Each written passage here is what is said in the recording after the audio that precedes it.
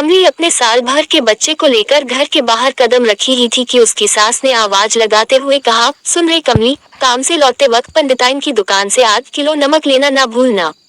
कमली कुछ क्षण के लिए ठहरी और हूँ कहते हुए अपने रास्ते निकल पड़ी। 2 बच्चों की मां कमली ठेकेदारों के यहाँ रोज भत्ते पर नौकरी करती है, एक दिन भी नहीं गई तो सैलरी कट। जब कमली इस संबंध में बात करती है तो ठेकेदार का बेटा कहता, मैंने तुम्हें सरकारी नौकरी दे रखा है क्या? काम करना है तो करो वरना जाओ कहीं और काम की तलाश करो।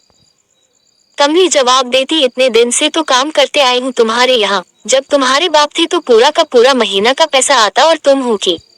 कमली कुछ कहती कि वहां मौजूद औरतों में से एक ने उसे इशारा से अपने पास बुला लिया। सुलेखा ने कहा, क्यों कमली, उस गवार से क्यों मुंह लगाती हो? उसे हमारे तुम्हारे जैसे अक्ल नहीं है।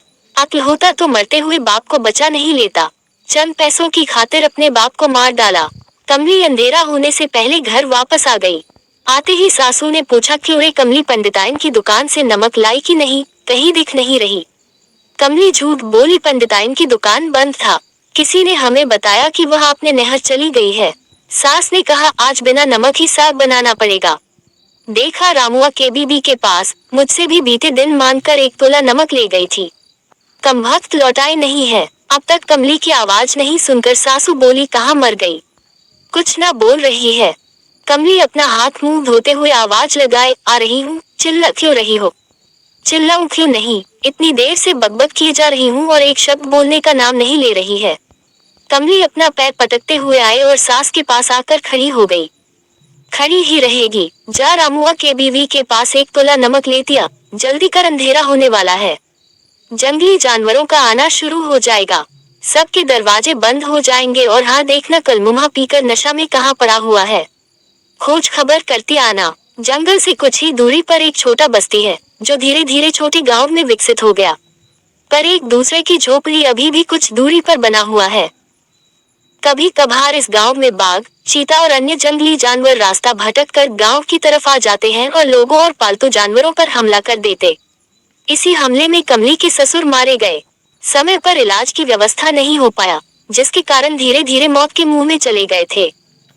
इस गांव से शहर 5 मील की दूरी पर है। जंगल के रास्ते से गुजरना पड़ता है। जिसके पास गाड़ी है वही महीने 2 महीने में एक बार शहर जाते हैं।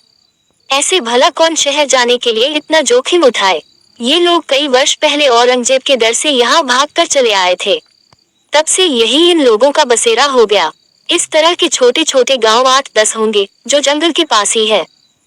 इस गांव की आबादी लोगों के बढ़ने से पहले ही जानवरों के शिकार हो जाते हैं, क्योंकि शहद और मछली की तलाश में अपने गांव से दूर चले जाते हैं। कुछ रास्ता भटक जाते तो कुछ शेरों के शिकार हो जाते हैं। बच भी जाते तो किसी काम के नहीं रहते। कमली 1 तोला नमक लेकर अपने पति रामस्वरूप को खोजने निकल पड़ी। जानवरों के आने के खतरे का डर लग रहा था।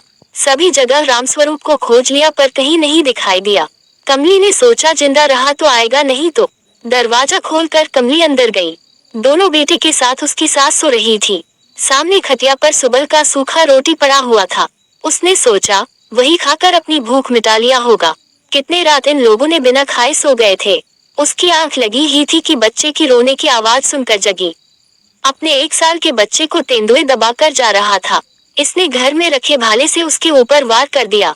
तेंदुए ने बच्चे को छोड़कर उस पर हमला कर दिया। कमली घायल होकर जमीन पर गिर पड़ी।